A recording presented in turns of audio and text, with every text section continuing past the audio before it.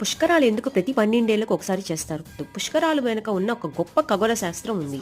బృహస్పతి గ్రహం జూపిటర్ ఒక రాశి నుండి మరొక రాశికి మారే సమయం. ఉదాహరణకి గోదావరి పుష్కరాలు జూపిటర్ సింహరాశిలోకి రావడం వల్ల గోదావరి నదిలో పుష్కరాలు జరుగుతాయి. ఒక్కో నది ఒక్కో రాశికి అనుసంధానం ఉంది. పుష్కరుడు అనే ఋషి బ్రహ్మదేవుని ఆశీస్సులతో 12 నదుల పవిత్రత్వాన్ని చిందించాడని పురాణం.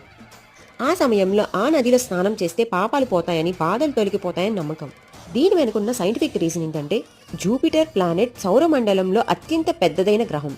దీని గురుత్వాకర్షణ శక్తి చాలా ఎక్కువగా ఉంటుంది. అంటే భూమి మీద కూడా కొన్ని అనుకోని ప్రభావాలు చూపిస్తాయి. ముఖ్యంగా జలమండలంపై ఇన్ఫ్లుయెన్స్ ఉంటుంది అని పరిశోధనలు చెప్పారు.